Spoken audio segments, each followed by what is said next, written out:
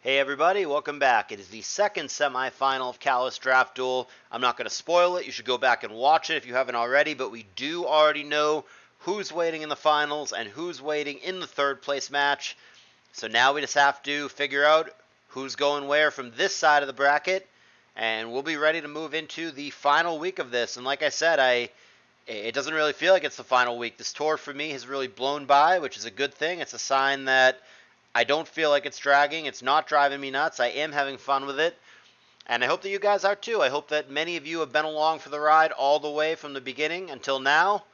And hopefully this is the payoff and we get to see these latter rounds and see the exciting conclusion play out. If you want, real quick, before we even begin, if you want to just hit that like button real quick, I would really appreciate that. It would support me. And yeah, whether you did or whether you didn't, I have no control. I'm going to go ahead and narrate the set anyway. It is Zokuru and Sharky King as our second semifinal. It is a best of three. The whole tour is best of three. Let's go ahead and get into game one. Neither player is on an alt. Zok is on the bottom. Sharky is on the top. Angry Bear Ursaring against ugly turned beautiful sea critter Milotic. Surf coming down, Body Slam coming down. They're comparable damage-wise. However, a crit and a para is going to dramatically change this and put it in Zok's favor. So Milo gets out of the way, not wanting to just die. Makes sense to me. Body Slam happens there on Celebi. And of note, these are non-choice band Body Slams. This whole time, Ursaring does have leftovers. And he does manage to paralyze Celebi, but Leech Seed came down, and that's going to be enough to get Ursaring to get out of the way.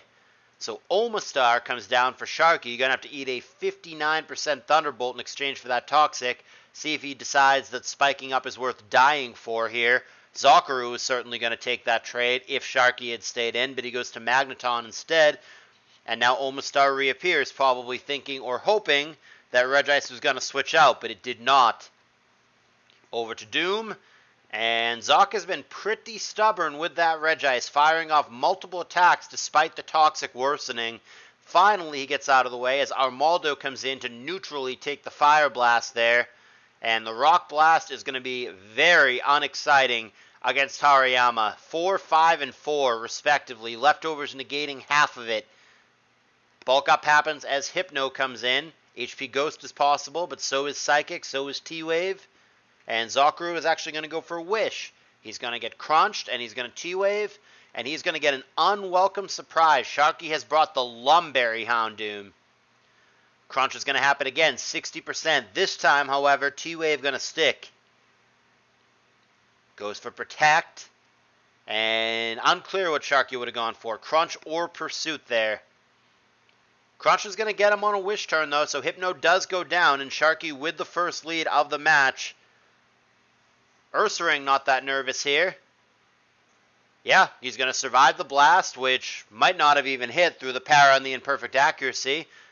Going to bulk up, going to eat the Wish, and the Ursaring is +1/+1 and healthy, and he's going to Body Slam Omastar into Oblivion. That's going to be a pretty fast Ursaring and a pretty slow Omastar for Ursaring to be faster than anything ever.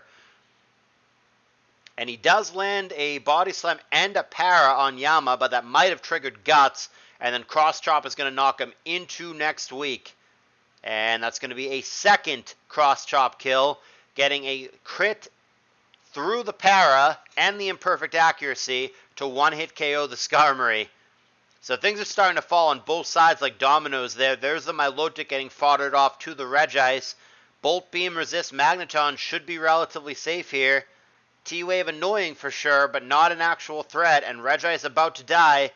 Gets an Ice Beam off, and sure, Reflect for good measure. Keep your other stuff safe.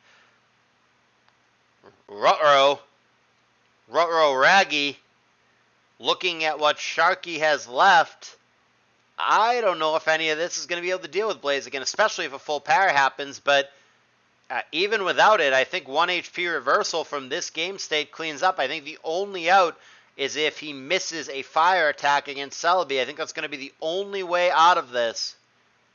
And Sharky agrees. Here comes Celebi. Reversal won't kill, but all you have to do is not miss. And he is successful in that endeavor. Fire Blast there, 85% accuracy. Going to hit the vast majority of the time. doesn't let him down when it really counts, and a couple of reversals later, and Zokuru has won game 1.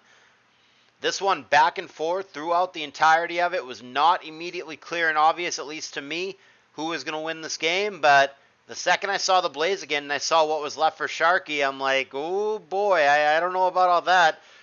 There really wasn't even anything that Sharky could bluff that like might have had priority. The only thing that maybe could have had priority would have been Hariyama with fake out, but like on a bulk up set, you're gonna, I don't know, that seems so unlikely. I'd be very, very surprised, and I'm sure Zoc would too if he had that.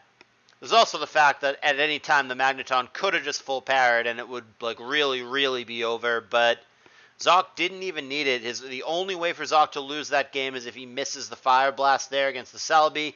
I wonder if Flamethrower instead, which obviously can't miss, would have been enough to kill the Celebi there, whether the boost from Blast mattered or not. I would think that in Blaze range, the Flamethrower also would have been good enough, but he opted for Blast, and like I said, the imperfect accuracy in this case did not let him down. So Zoc on the back of Blaziken, and this is not the first Blaziken victory, Blaziken comeback victory that we've seen in this tour, is going to be up a game, and he's going to be one game away from the final. Sharky, as we know, has to rattle off 2 in a row. Starting with this game, so let's see if he can win game 2. Players in the same positions, Zokuru on the bottom, Sharky on the top. Metacham's going to scare off Glalie. He does go straight for Brick Break. That's going to be non-CB damage to be doing that amount.